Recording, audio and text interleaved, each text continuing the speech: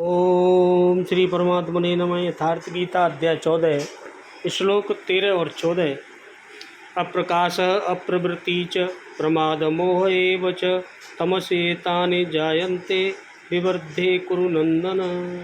यदा सत्त्वे प्रवृद्धेतु प्रलयं याति देहभूतृत तदा उत्तम विदाम लोकान् अमलान् प्रतिपद्यते। भगवान बोले, हे अर्जुन, तमोगुण के बढ़ने पर अंतःकरण और इंद्रियों में अप्रकाश, जब तमोगुण बढ़ता है तो इंद्रियों में और अंतःकरण में अंधेरा छा जाता है। कर्तव्य कर्मों में अप्रवृत्ति और प्रमाद अर्थात व्यर्थ की चेष्टा और निंद्रा आदि, अंतःकरण की मोहनी वृत्तियाँ, ये सब ही उत्पन्न होते हैं। तमोगुणी व्यक्ति सब तरह से बेकार है भगवान के लिए। जब यह मनुष्य सत्वगुण की वृद्धि में मृत्यु को प्राप्त होता है तब तो उत्तम कर्म करने वालों के निर्मल दिव्य स्वर्ग आदि लोकों को प्राप्त होता है।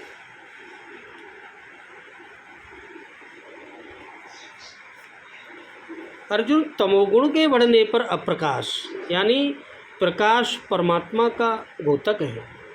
ईश्वरीय प्रकाश की ओर न बढ़ने का स्वभाव यानी कार्यम कर्म जो करने योग्य प्रक्रिया विशेष है उसमें अप्रवृत्ति, अंतःकरण में व्यर्थ की चेष्टाओं का प्रभाव और संसार में मुक्त करने वाली प्रवृत्तियाँ, यह सभी उत्पन्न होते हैं। उन गुणों की जानकारी से लाभ क्या है? भगवान कह रहे हैं कि जब गुण की जानकारी से लाभ है, जब यह जीवात्मा सत्वगुण के वृद्धि काल में मृत्यु को प्राप्त होता है, शरीर त्याग करती है ये जीवात्मा, तब उत्तम कर्म करने वालों के मल रहित यानी दिव्य लोकों की प्राप्त होता है, अच्छे जगह जन्म होता है सतोगुणी व्यक्ति का। भगवान ने बताया अप्रकाश, अप्रवृत्ति, प्रमाद और मोह, इन सब का पृथक पृथक स्वरूप क्या है तथा तमोगुण की वृद्धि के समय उनका उत्पन्न होना क्या है? ध्यान से सुनिए।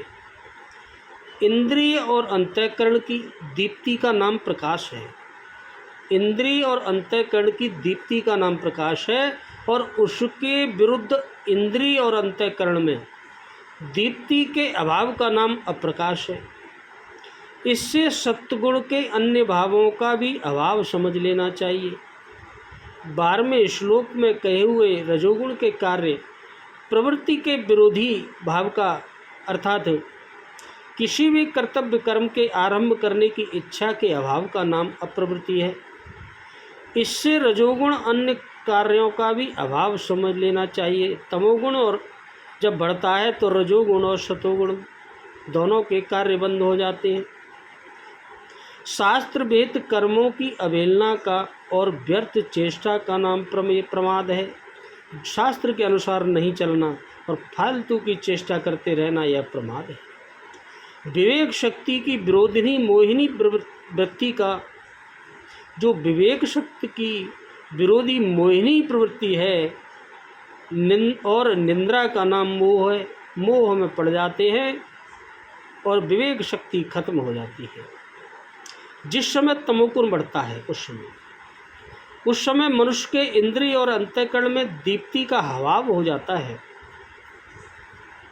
अप्रकाश का उत्पन्न होना है। कोई भी कर्म अच्छा नहीं लगता, केवल पड़े रहकर ही समय बिताने की इच्छा होती है तमोगुणी व्यक्ति की। यह अप्रवृत्ति का उत्पन्न होना है, यही अप्रवृत्ति है। शरीर और इंद्रियों द्वारा व्यर्थ की चेष्टा करते रहना, बस पड़े पड़े व्यर्थ की चेष्टा करते रहना और कर्तव्य में अवहेलना करना, यह प्रमाद का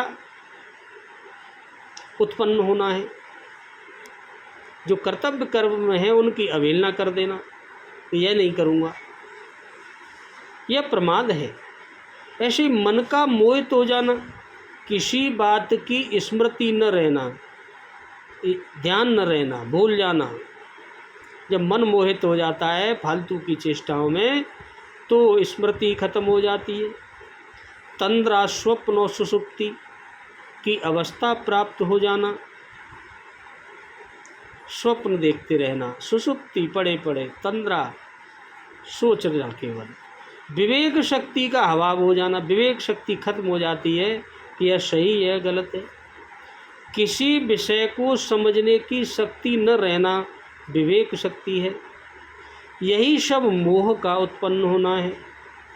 ये सब लक्षण तमोगुण की वृद्धि के समय उत्पन्न होते हैं। अतएव इनमें से कोई सा भी लक्षण अपने में देखा जाए तब मनुष्य को समझना चाहिए कि मेरे अंदर तमोगुण बढ़ा हुआ है, तमोगुण कार्य कर रहा है, इस तमोगुण से तुरंत निकालना चाहिए। यह सब तरह से मनुष्य का, जीवात्मा का अहित ही करता है। इस प्रकार तीनों गुणों की वृद्धि के भिन्न भिन्न लक्षण बतलाकर अब भगवान आगे के श्लोकों में उन गुणों से किस गुण की वृद्धि के समय मरकर मनुष्य किस गति को प्राप्त होता है यह बतलाएंगे। अब पहले बतला रहे हैं कि सतोगुण में मृत्यु होने पर क्या होता है। यदा और तदा इन कालवाची अव्यय पदों का प्रयोग करके क्या भाव दिखलाया गया है, और सत्वगुण की वृद्धि में मृत्यु को प्राप्त होना क्या है। इन कालवाची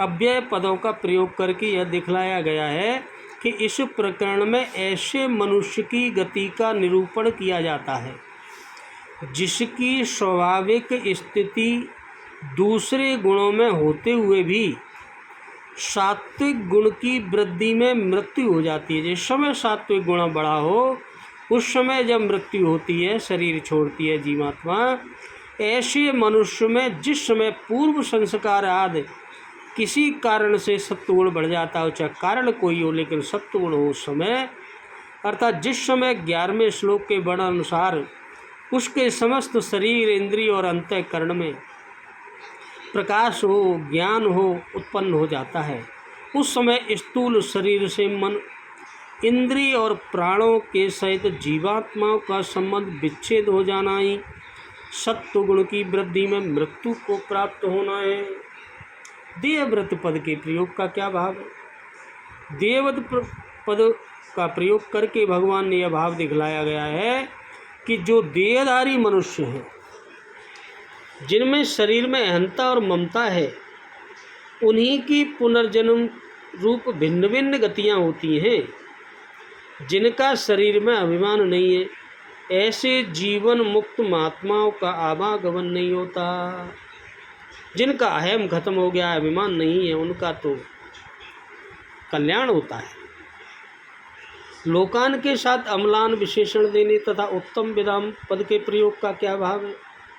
लोकान पद के साथ अम्लान विशेषण देकर यह भाव दिखलाया गया है कि सत्वगुण की वृद्धि में मरने वालों को जिन लोकों की प्राप्ति होती है, उन लोकों में मल अर्थात किसी प्रकार का दोष क्या कलेश नहीं है, वे दिव्य प्रकाश में शुद्ध और सात्विक हैं।